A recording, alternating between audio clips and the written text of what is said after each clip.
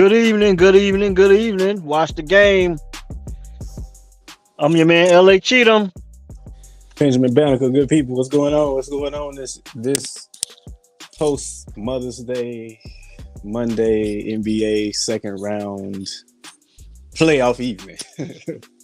Yeah, the game is tipped off. Celtics, Cavs, and the week is getting weary. The injuries are piling up in NBA playoffs.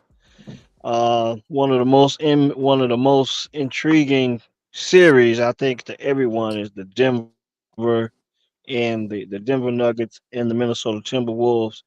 Although the Knicks and the Pacers are tied up as well at 2-2. But as if you looked at if you catch that thumbnail, you can subscribe to us on YouTube. Join us from time to time. See us when we go live. We grow this thing. But the Denver Nuggets are getting very defensive. And what I mean by that is they are finding out what it's like to be the defending champions, and they stepped up like defending champions. They look like they were down and out. I think they benefited from a few things I'll touch on after you give me your breakdown. Oh yeah, they benefited from Jamal Murray getting to play. Game three should have been suspended, but they only hit him with 100 racks for the Yep. fine. So they got a they caught that break.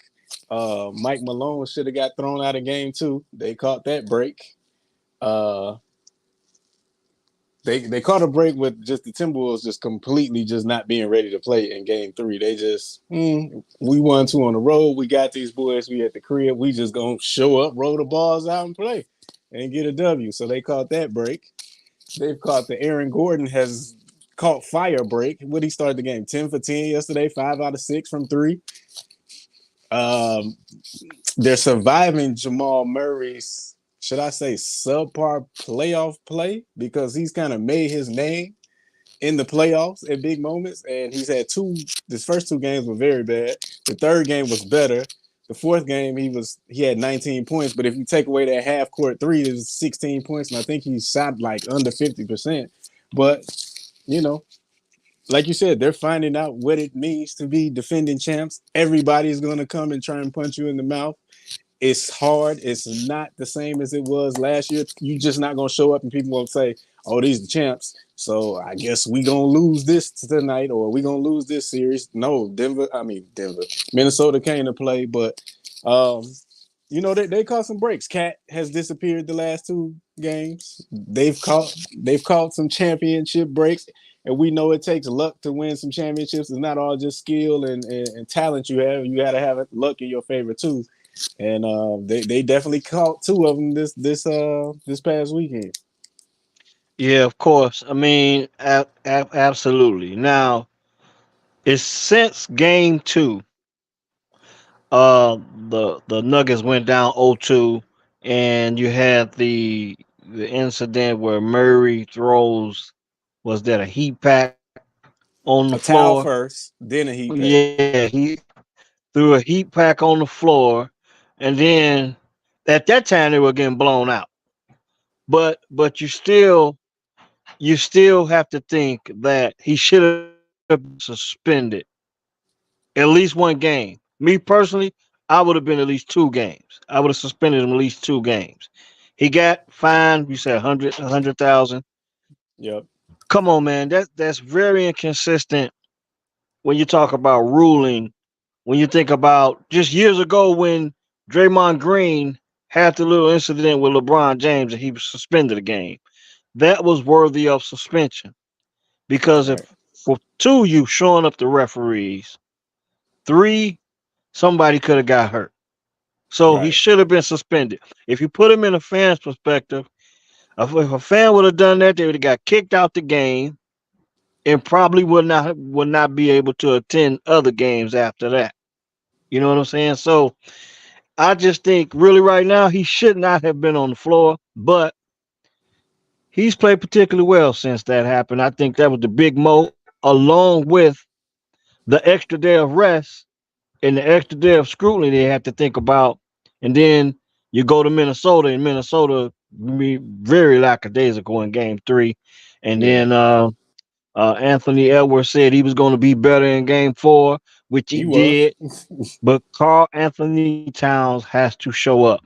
Rudy Gobert, he just has to figure out a way to frustrate Luka Doncic. That's, I mean, not Luka Doncic, but Nikolai Joker. Jokic. So the defending champs are doing just that. And now that I look at the rest of the playoffs, with the Knicks getting banged up, the Pacers, I'm not really sold on the Pacers just yet. I think they're kind of young, inexperienced.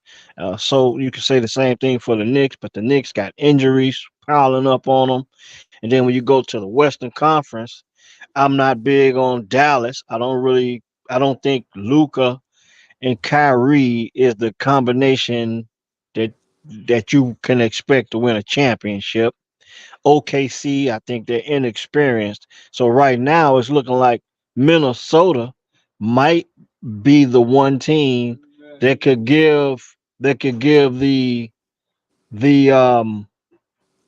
The Nuggets. the Denver Nuggets their best matchup, because I'm not impressed with Boston.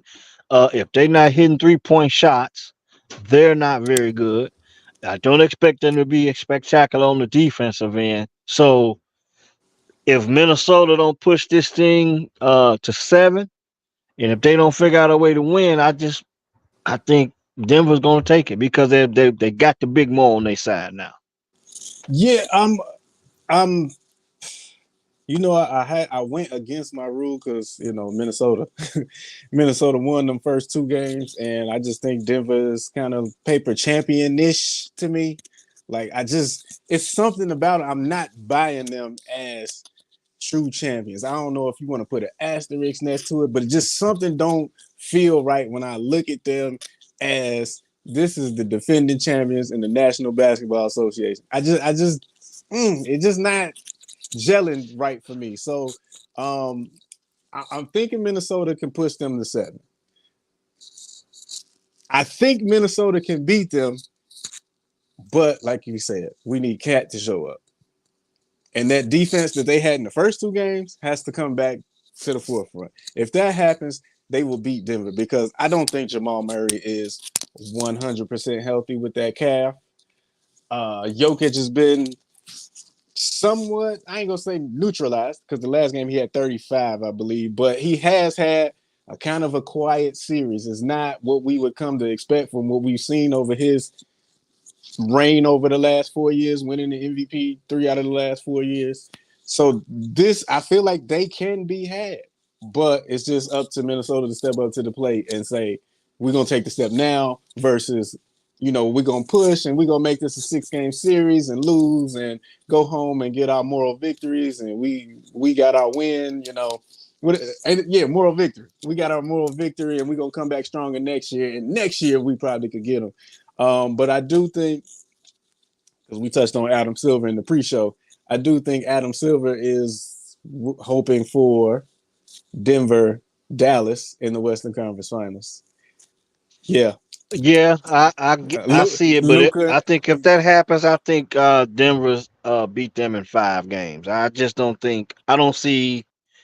I'm just not impressed with Dallas to the point where I can see them really challenging for NBA championship. And right now, Denver with Game 3 and 4 in Minnesota, they showing the heart of a champion. And you said you just can't wrap your mind around them being the champions. But when you look around, Boston probably has just as much talent, but they look like from time to time they really have no structure on either side of the floor, defensively or offensively. You don't have any idea what they're trying to do outside of making shots. They play ISO ball. That's not going to work against Denver. And then I don't think they're that great of a defensive team for some of the things that Denver will present. And then when you think about the fact that Porzingis is out, he's one guy you most definitely got to have back if you're going to go up against Denver. And I guess to a degree, you could say that I'm kind of looking past the conference finals because Oh right yeah. now it's looking like Boston and Denver because all the teams in the East outside of Boston, with exception with Porzingis, they're getting banged up. Donovan Mitchell going down tonight. That series, I don't expect for it to go nowhere. I think they're in game 4 tonight. Yep. I'm saying 5 games, it'll be done because Donovan Mitchell, we knew coming into this series that he would carry the Cleveland Cavaliers. And when you take him out of the lineup, they really looking for answers. I thought that Darius Garland had to play well, and Mobley had to play well. Levert came off the bench one game and he put up 21 points in the one game they did win. And in game 4 tonight, he's starting. So now who gets the shots? Who's going to take over the game?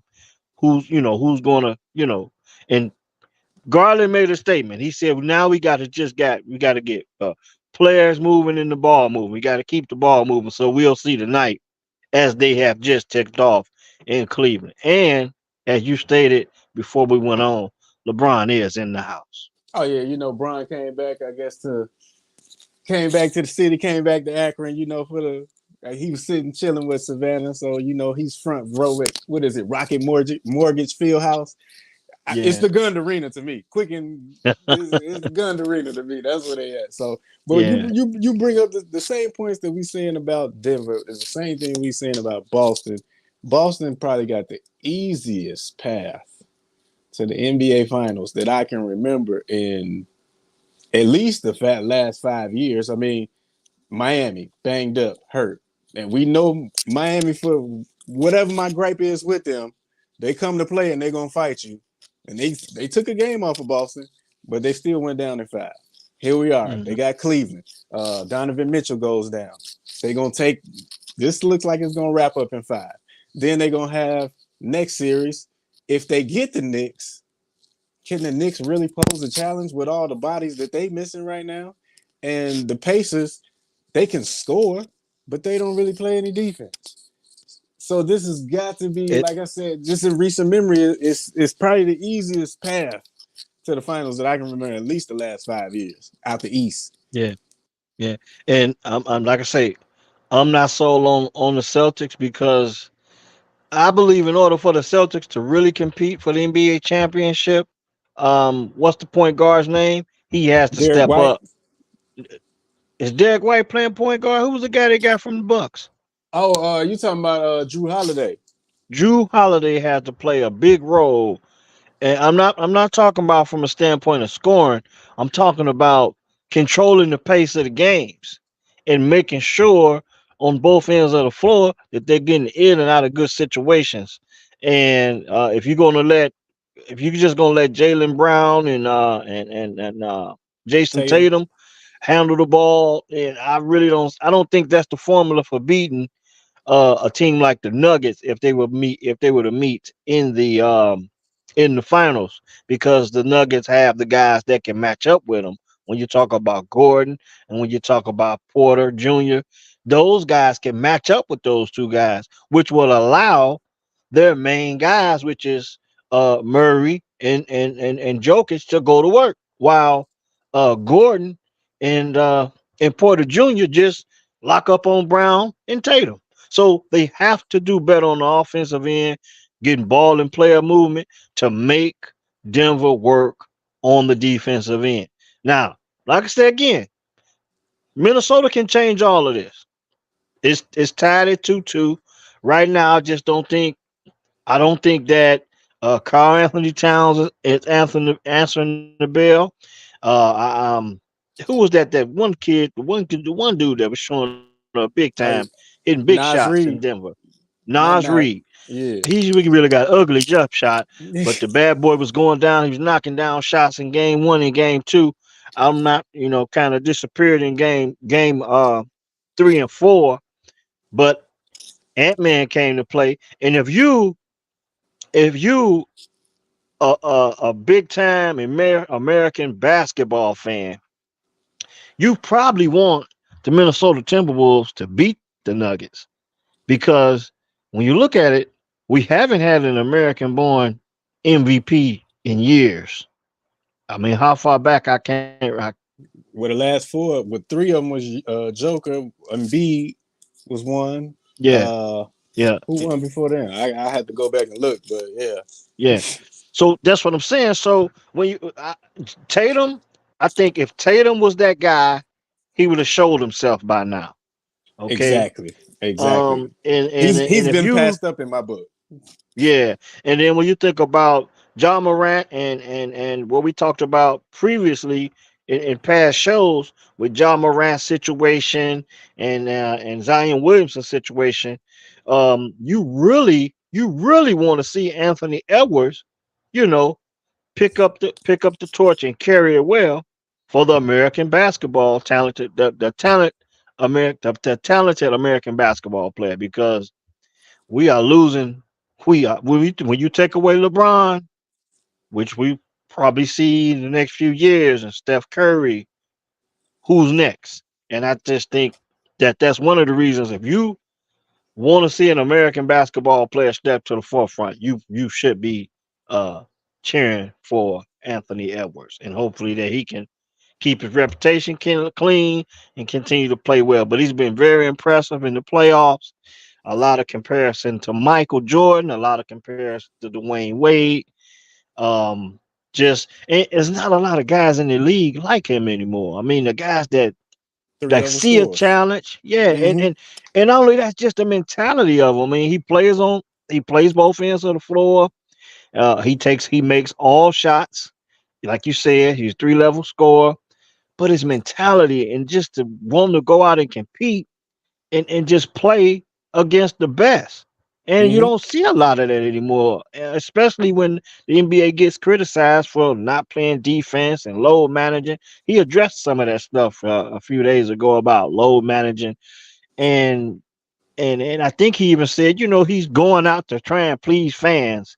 He kind of made the statement that he doesn't like load managing because he likes to play just in case he want to be available just in case this is the only time a fan can come out and see him play on any particular night. That's a lot to root for. And yeah, Jordan said that too at one time when he was in the prime of his career. He just wanted to perform well for the fans. So big fan of Anthony Davis. I mean, not Anthony Davis, Anthony Edwards. If he can get it done and get out of this series with Denver, he's most definitely gonna need some help from Big Cat and what's my man name, the center that Gobert. just came back, Gobert. Yeah, man, he can't do it by himself, and that's why I said Denver's looking like the defending champs now. That they woke up, they woke them up. Now they get a chance to see what the Golden State Warriors had to go through. Now they get a chance to see what teams we've seen in the past, like the championship Bulls and the Lakers and stuff like that. They get a chance to defend the crown now. Even And even go ahead. even the Heatles, the LeBron Heat, Yeah, the D yeah, Wade, and that. I mean, they didn't even win it their first year, and the amount of scrutiny that they faced that first year that they was together, and still to be able to come out of that, they had 4 trips to the finals and won 2 of them. Like it's not easy being at the top of the mountain every single night, every yeah. year in and year out, and they're finding out about that. But I like what you said about Ant-Man. You saw what he said after the game. After the game was over, he said something to Jamal Murray and them, and he was like, I told him I like that. That they came back and they fought or whatever. We gonna be right back here for the next game. He said they ain't say nothing back to me, but they heard me though. Yeah. I like that. I Yeah. like that. Yeah. Yeah. You got to back it up though. Now you about to go back into Denver, and I can still see them winning this series. I can certainly see them going to Denver and winning And you another game. And and if we it is going to be, they got to win the next game because I don't think they're going to get a game 7 if they go to Denver for game 7. I don't see but them winning that one. I think the reason that that we both kind of leaning against our general philosophy on young teams in the playoffs is because what Anthony Edwards is showing us with his willingness to want to compete and back it up and go out there and look, get on my back. I'll do it. I don't care. I mean, I'm sure he walked away from that game and said, I did what I could do. I had 43. We still lost by 8, but I had 43. Is there anyone you could think that you could team up with him right now? And just to think about it, that would match his mentality because it looked like in game one and game two, defensively they matched his mentality. Have yet to see it since then, but it is hard to watch one man show. I can't get into it, regardless to who it is. I hate to see one guy go out and just dominate a game and get no help. It's hard to watch, especially at this time of the year when you're supposed to be setting yourself up, you know, as a team. It was already solidified that he was the leader of the team. I Mm-hmm. mean, and they showed that they were one of the best teams in the West. Um, OKC ended up with the number one seed, but Minnesota carried that mantle for quite a while in the regular They season. finished third. Yeah. Yeah, and like I said, I think they can come back and I think they can win the series. But Carl Anthony Towns, Rudy Gobert, Mike Conley Jr. He, I think he's got the same responsibilities as any other point guard. Control pace, control tempo. When he played well, they beat Denver. So he just need more hands on deck, and then maybe Minnesota can pull it off. And so I mean, I originally said that I thought Boston and Denver will make the finals.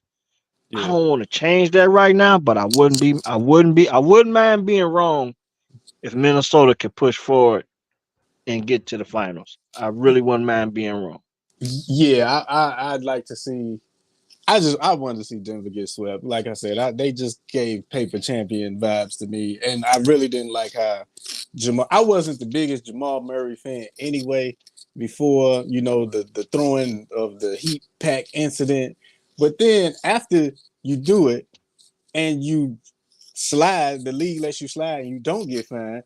Then when you have your first media availability, you don't even own up to it. Like that's just sucker behavior, and I can't honor that. I can't honor that. But then after you have a good game, you want to get back in front of the cameras and talk. Like I can't honor.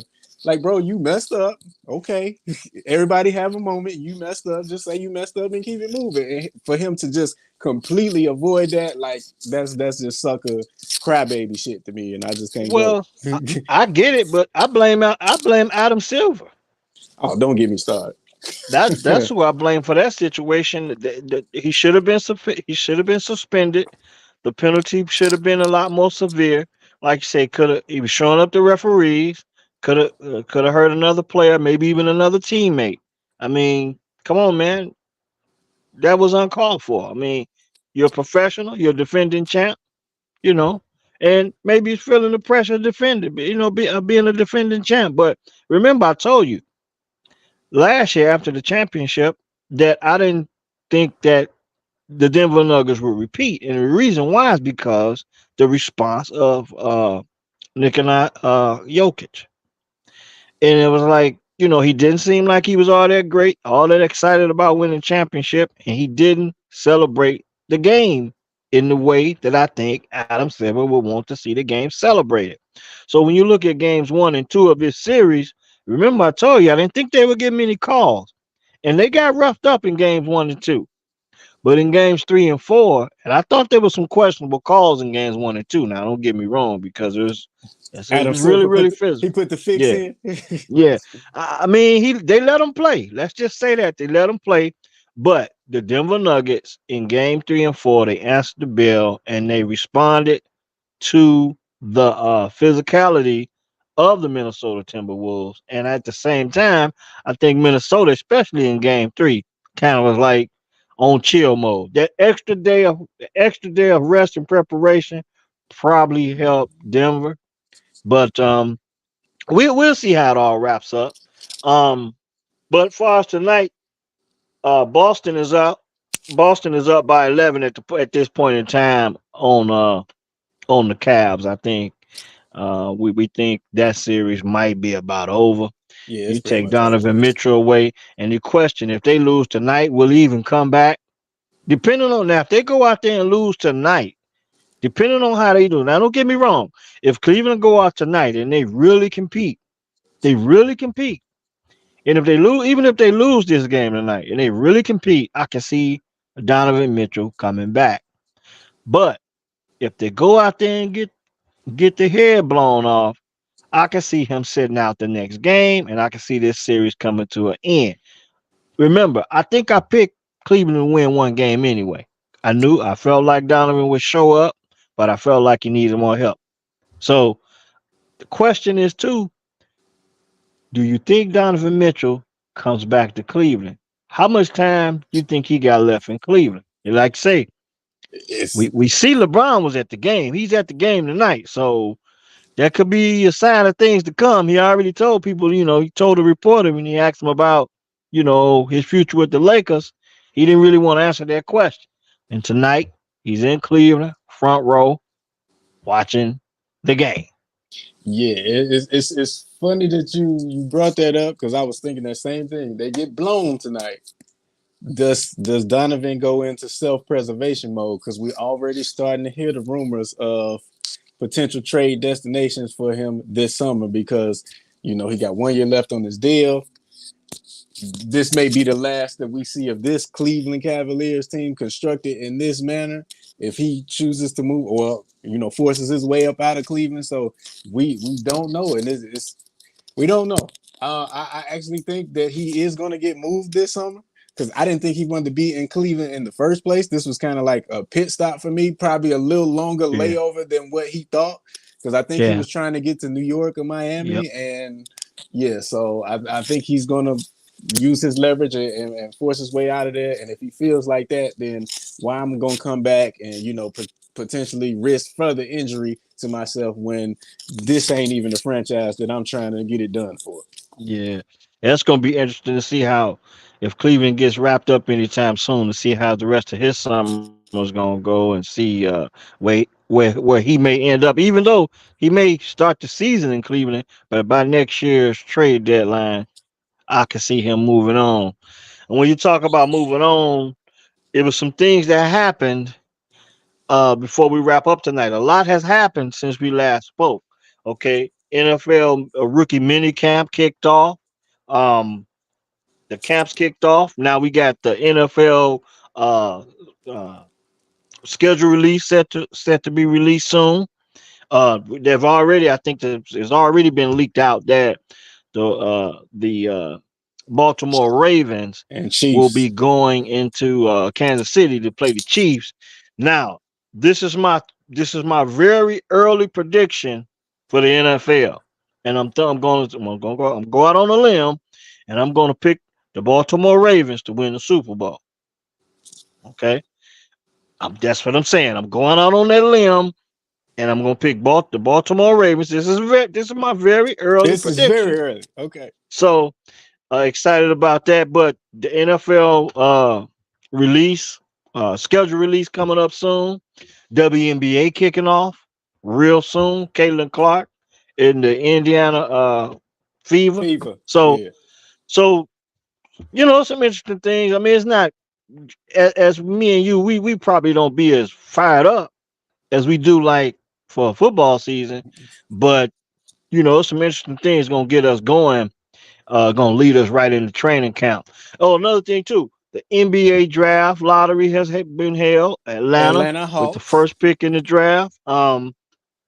They got the first pick in the draft. Nikolai Jokic has been named the NBA MVP MVP. again. How do you feel about that? Because I think that the kid in OKC should have got it this year, but SGA. I do, I yeah, do. Yeah, I do too. I do too. And then that's just to touch on something we brought up earlier. Foreign born players winning the MVP the last six. Because Giannis yeah, won two in a row, then hmm Jokic two, Embiid, then Jokic again. I yeah, thought it should have been SGA this year. I yeah, mean, OKC did have the best record in the West. They had the coach of the year. They I forget what their coach's name is, but he won coach of the year.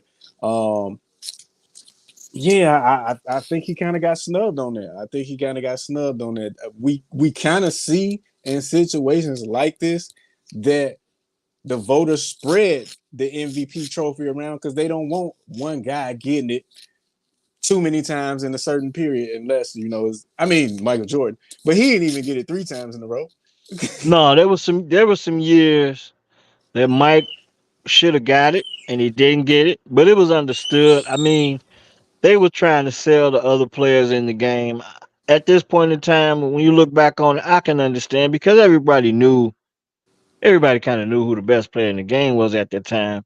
And even with Joker, I mean, we know at this point in time he can be seen as the best player in the game.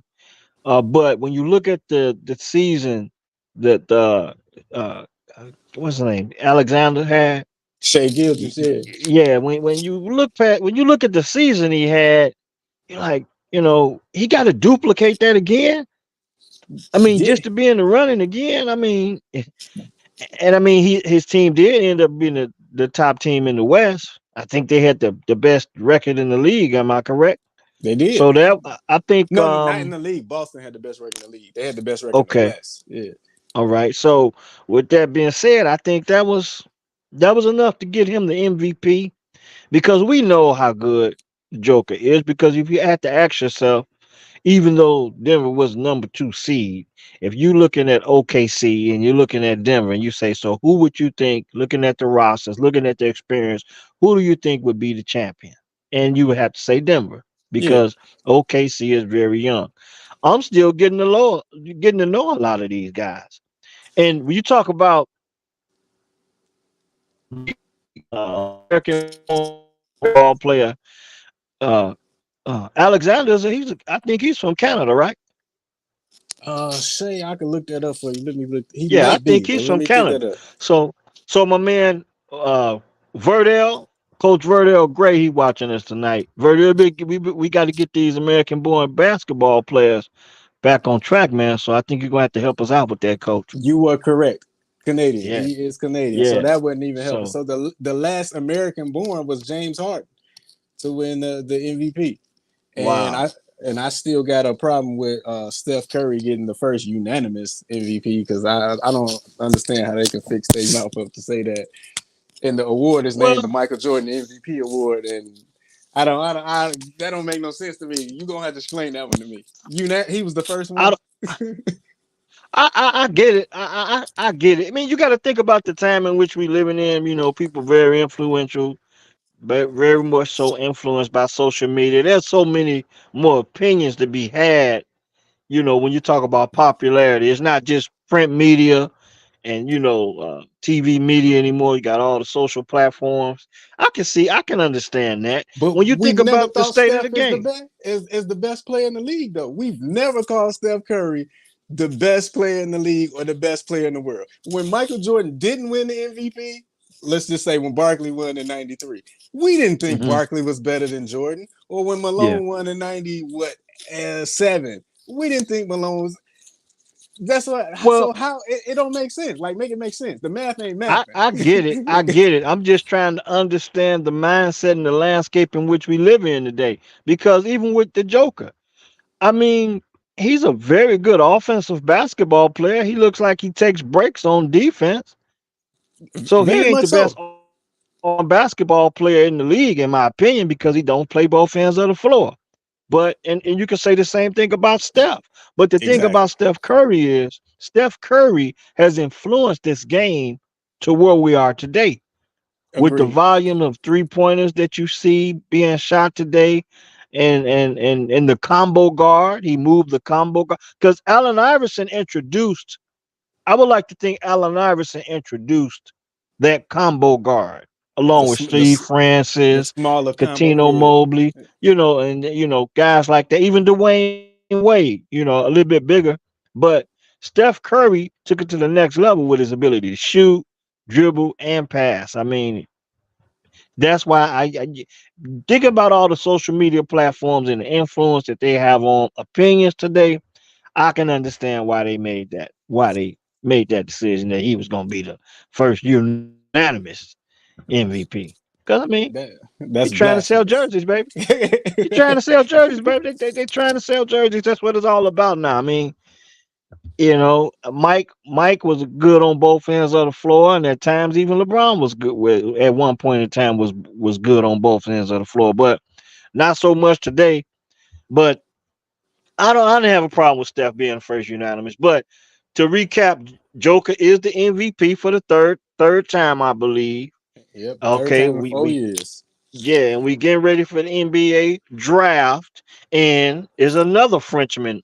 Uh, I had to look at some of the I can't prospects. even say his name. I seen it. Yeah, It's his like name is Alex Sarr, 18-year-old kid. He's out of France, 7 foot, 216 pounds. Now, kind of put you in the mind of Wimby. He can okay. pass, shoot, dribble, very athletic.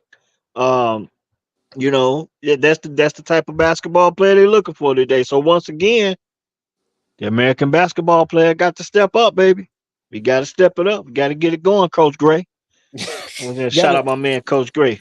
yeah, it gotta do something because I mean it's this is more than a trend. This is Yeah, way more than a trend. I mean, like you said, the last 6 MVPs, foreign born. And then we got the first pick in the draft, foreign born. Like it wasn't even it was blasphemy to think that Brandon Miller last year could even challenge to be the first overall pick. And I'm like, man, at least he's playing the American game. He's playing college basketball, which is probably a little bit better competition day in, day out versus what Wimby played over there in France. But it wasn't even a after. It was Wimby all year. interesting thing. Since we talking about the the American-born basketball player, so when when you look at the NBA draft prospects going to 2024, we saw Zach Edey, and we saw the kid from UConn. Let me see, I got his name Clinging. written down here. Yeah, Donovan Clingan. I'm not sure. I can't remember what Donovan Clingan is for, but I can't remember where he's from. But I know Zach Edey's from Canada. So, with that being said, let's see if great minds think alike. Who do you think is the most popular American-born college basketball, men's college basketball player besides men's college basketball player? Okay, when you gotta But separate Caitlin Clark because we all okay. know.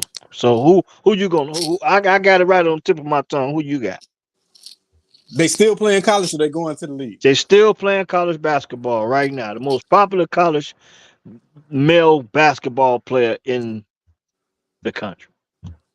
We a few months removed from March Madness. My college basketball it ain't coming to me. Hold on, Okay. wait. Hold on. Let me give me 20 more seconds. Give me 20 more seconds. Let me just go through the Now this is conferences. unfair because I've given it some thought and it's a great question. I give. It's Bronny James, baby.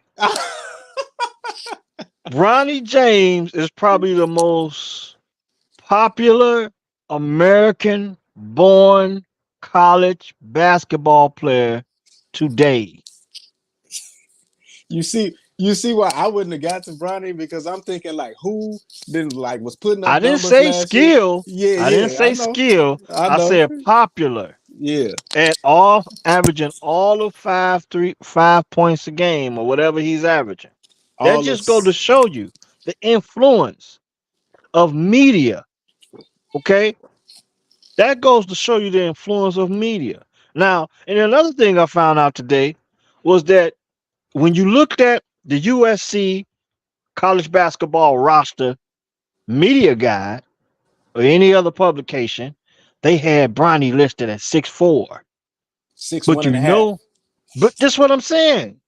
They say they had him listed at 6'4". But at the NBA combine, he's measuring out at 6'1.5". He okay. When we looked at him play on the court, we knew he wasn't no 6'4". Like, I mean, think about it. They have Dwayne Wade listed at 6'4". I don't think Dwayne Wade is a legit 6'4". Maybe 6'2.5", 6'3" on a good day. Bronny don't even look anything remotely close to 6'4". He looks 6'1". So when that news came out, I was like, yeah, that's very accurate. Now, he does have, he has some bounce. He can explode. He has some athletic ability. Shout out to his dad. He got some of that. So that's going to, kind of make up for some of the height discrepancy. But yeah, 6'4". I never bought that. I don't think anybody bought 6'4". Shit, I'm Do you 6'4". do you think that if you want to be, I'm, if you think hard enough, you 6'4"? I'm 6'3" in my head for real. Yeah, yeah. But that was interesting. I found out today as well that that's what he actually listed at, and I was like, wow, that's about 3 inch. They giving you 3 inches. yeah, Usually it's about an inch or two, yeah. but damn, they gave Ronnie 3 inches in the media guide. At 6'4". Like I said, I think he probably the most popular college American-born college basketball player, and I think he's got to be. He's got to be And it, the most popular college American-born college basketball player.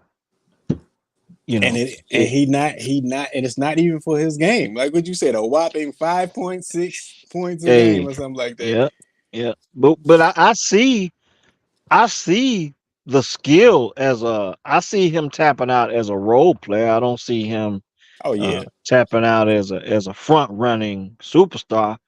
But I get it, and that I got a just go to question for show you. you. Go ahead. You say you see him as a role player. Now, do you Hmm. see him as a role player with LeBron James on his team, or is he a legit NBA role player? And that was my next. That was my next question. Where have we gone with professional sports? And I get it because you get fathers and sons getting the chance to play professional sports with the namesake or carrying the legacy of a dad. And I'm not gonna say that the Bronny is not talented enough to play in NBA. I think the process is being rushed. And then I'm gonna answer your question right now.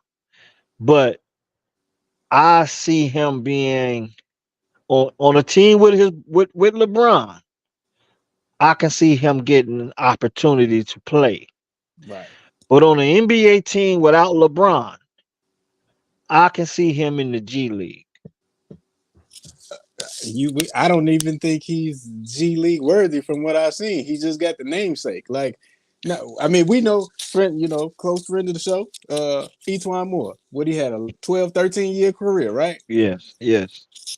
We can, without a shadow of a doubt, say Etwan Moore is a more acceptable or ready NBA prospect than Bronny James is. And Yes, Etwan, yes. he Coming out of and college. Yes, yes. right, and I'm saying, and towards the latter part of his career, he didn't get opportunity to be a role player. He was on the team, but he was down the bench. You Yeah, but telling me? he was a knockdown shooter. Each one was known. I'm gonna take you back because each one came out with Derrick Rose out of high school. Right.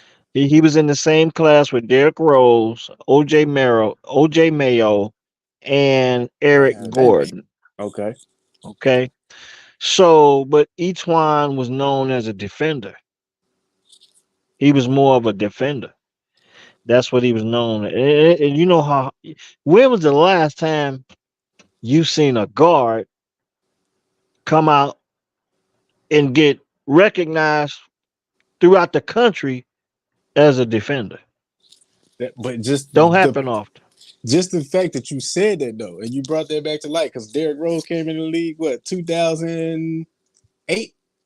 Yeah, he spent 1 year at Memphis. Yes. Memphis. Okay, so Hmm. we had to go back 16 years, 16 years, and we Hmm. saying each one came out. He was known as a defender. He had the size. What can Out we of high point? school. Right. Hmm. What can we Hmm. point to in Bronny James' game that say Yeah. this is NBA worthy. I'm just not seeing it. He don't got the size.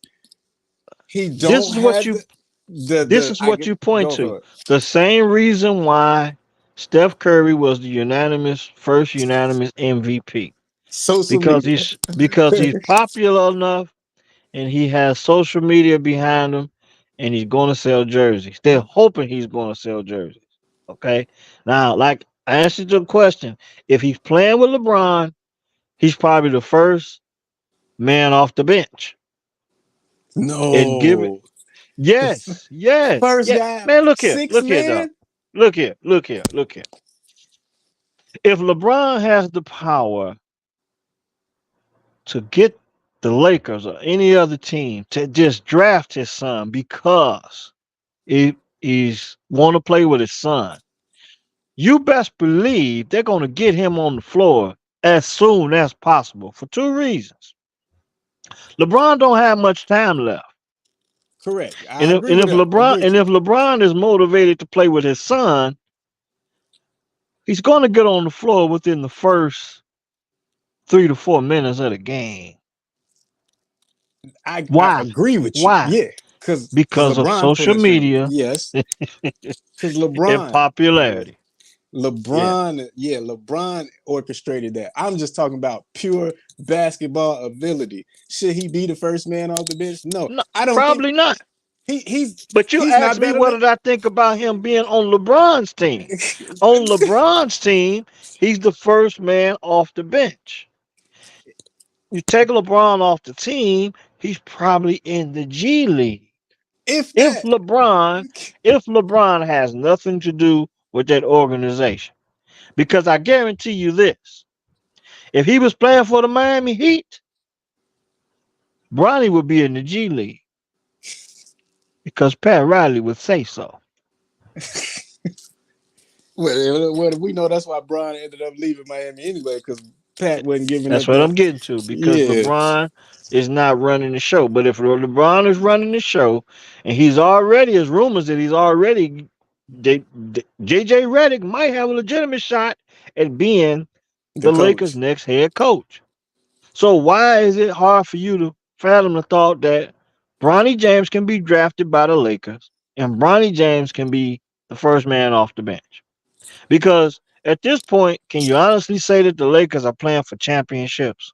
They're not. They're playing to fill up seats and keep revenue coming in. So that's a two-part question. Yes, I can understand it if LeBron James is on the team and has sway within the organization. Yes, I can see that happening.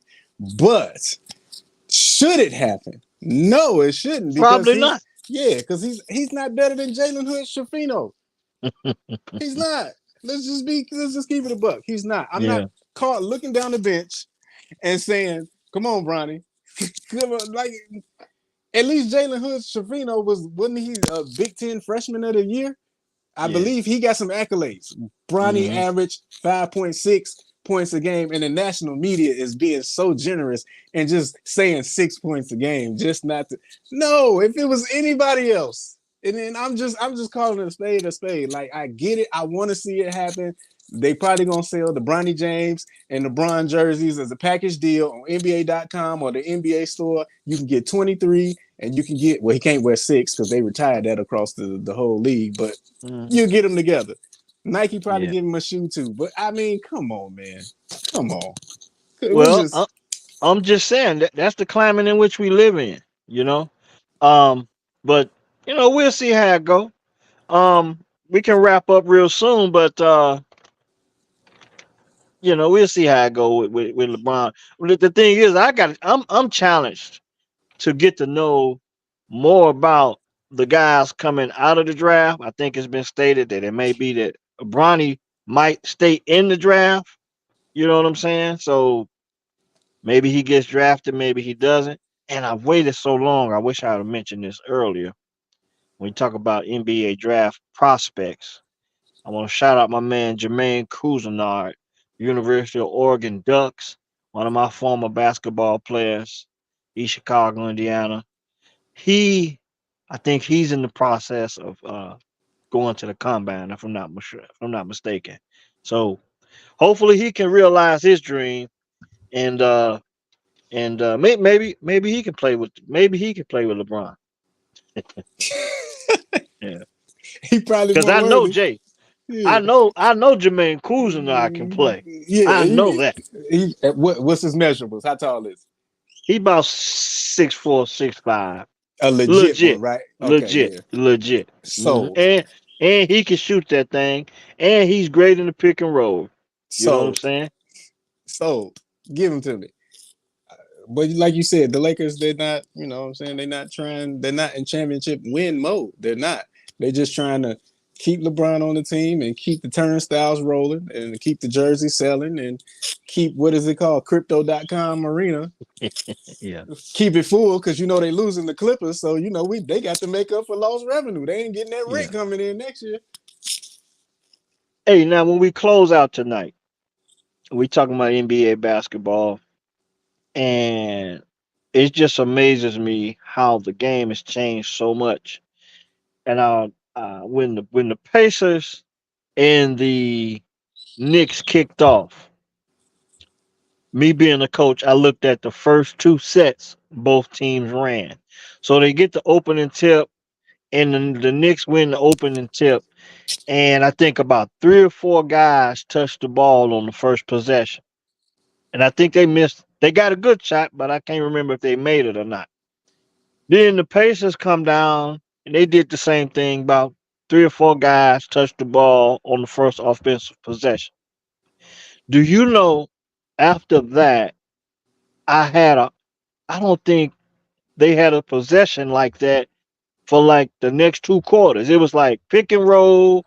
Or, yep, I One can guy believe it. dominate the ball, and then the reason why I bring this up is because the 24-second shot clock. I can't remember how long it's been in the game, but also a lot of times I like to look back at I like to look at games from the past via YouTube, and I picked up a game 1978 before your time. 1978, the Seattle SuperSonics playing the San Antonio Spurs.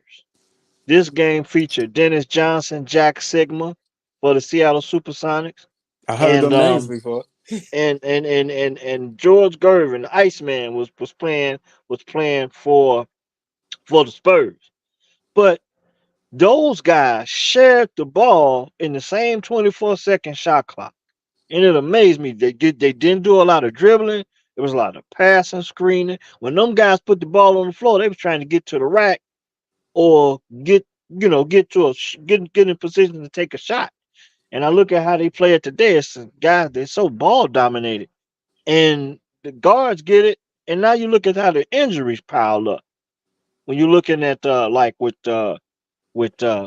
Brunson being injured, and you're looking at Donovan Mitchell being injured, and I just think it's the style of play is contributing to a lot of these injuries, especially when you're in a series.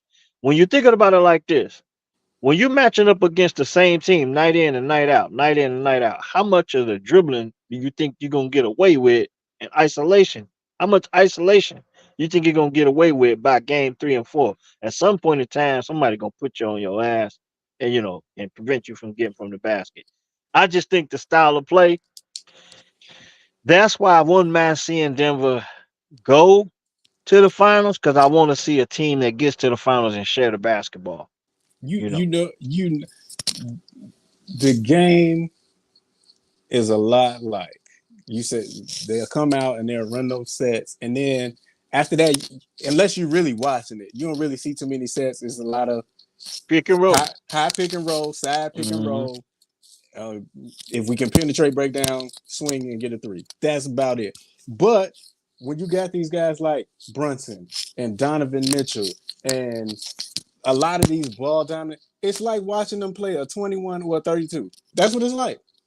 When you You get took you took when the you get words out of my mouth. It's like watching superior athletes play a pickup game of basketball. what I would even double down on the 21 or 32, especially when they got the ball so much and you got them in a series. And now we got to because all we do is primarily pick and roll and shoot threes. Then I'm looking at a loaded defense for 16, 17, 18 seconds on the shot clock. Now you know how hard it is to score when you got 19 and it's 6 other dudes. They fouling the hell out of you and everything. Like that's what Jalen Brunson and these guys are going up against, and Yeah. what injuries? Because you got to do too much to get a basket. Way too Yeah, much.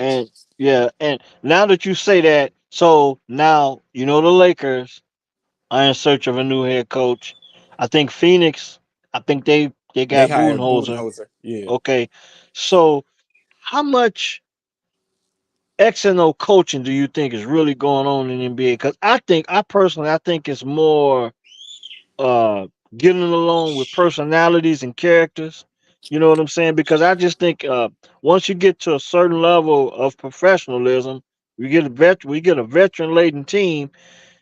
There ain't a lot of coaching you need to do. You know what I'm saying? The terminology and the game, the way the game is played, translate from one team to the next throughout the league. So you wonder how much coaching is actually going on from team to team. Don't get me wrong. I believe the younger the team, the more coaching you need. So agreed. when you think about the Suns and their chemistry issues, I don't know if Budenholzer is the guy. He gonna get a 5-year deal, and I'm willing to say in 2 years he'll be done. I'm just being honest with you. And if he is there, he won't. He will not finish with the big three that he has like right now. I One or was two of those guys will be gone. Yeah, you took the words right out of my mouth. Like he won't finish that 5-year contract because these 3 players are not going to stick together long enough for him to see that through. Like, Yeah, why are we going to have Budenholzer and paying him this big salary, to coach a whole bunch of teams that's basically in a rebuilding mode? They're not going to do that. I mean, yeah, like I said, I text you the other day. That was another bad hire because you trying to buy a championship again. They did the same thing with Vogel. Vogel had a championship on his resume out the bubble. I don't think Vogel is. It's about 12 coaches I'll name before I get to Frank Vogel. They probably should have got that job. Um, then you get what's my man's name? Budenholzer. Uh, I don't like this whole coming straight out the booth or just because you can talk basketball to get a shot. I'm so down on this JJ Redick yep. noise of him actually getting the Los Angeles Lakers job. I think that's kind of like the same thing what they just did with giving Darvin Ham the job. Like But Darvin Ham was on a staff, right? Wasn't Darvin he, Ham coaching on someone's staff before he got the Lakers job? he Matter of was, fact, but he was on the Lakers staff at one point before they hired him on. I think he was on the Buck staff. I think he was under Budenholzer. But I'm just Hmm. saying, I don't think Darvin Ham was ready for that job, that Lakers job. Just because JJ Redick is on ESPN and he's got the podcast LeBron, I don't think he's ready for that job. Just like Steve Nash came and took the Brooklyn Nets job with KD, Kyrie, and James. He wasn't ready for that job. That's what I'm saying about Yeah, that. yeah. Um, and as we wrap up, Remember Jason Kidd it, too? Remember he coached Jason Kidd, Brooklyn, and Brooklyn. Jason Kidd, yeah, the same thing. But see, Jason Kidd is one of the few guys that had a chance to get another shot, and now he's doing pretty good in Dallas. Right, but he But wasn't ready for that Paul Pierce, Kevin Garnett, Joe John. He wasn't ready for that job when he got it. is it fair to say that Sam Cassell is the what was my man name? The football coach. I know who you talking about. You talking about Eric Bieniemy. Yeah, is it tr- is it fair to say that Sam Cassell is the Airbnb in NBA? Here's a guy that's been in the league on a couple different successful NBA playoff staffs. If I don't know if he won a championship or not on a staff, but he's been on a lot of deep I know run he was with type Doc. playoff teams. Yeah, Yeah, yeah. he was with wasn't he? Is he with Boston right now? I'm not sure. He might be with Ty Lue right now. Hold on. I'll Yeah, check. but see, so you see what I'm saying? When does a guy like him get their chance to be the head coach, or does he even want to be the head coach of the team? You know what I'm saying? But just some thoughts that came across my mind. How much coaching is really going on? There's a lot of motivating going on. Because I think personally that with the younger the team, the more coaching and development you need. But when you get like players like with LeBron's experience, Kevin Durant's experience, the big big superstars. Those guys just need characters, manage the characters, manage the bench players, coach the bench in the role players. And I just think that's probably what Darvin Ham, and I don't even know if he had the chance to do that because the LeBron was probably so dominant as for having an influence on who was making decisions, who playing, who we keeping, and stuff like that. So as we wrap up, I think what's the halftime score? You got Boston of 62-57. We sat here through a whole half of basketball, and Boston is up 62-57. Cleveland is hanging in there, man, even without Donovan Mitchell up to this point. So got to get a chance to see the rest of the game and see if they can finish strong, and maybe Cleveland can get another game out of this series. So we'll Hope, see.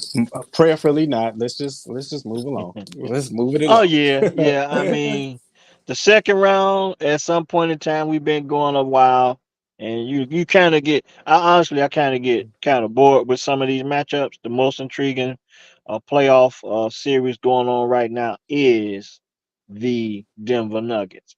I honestly, we could have kept this a lot shorter if we would just talked about the Denver Nuggets.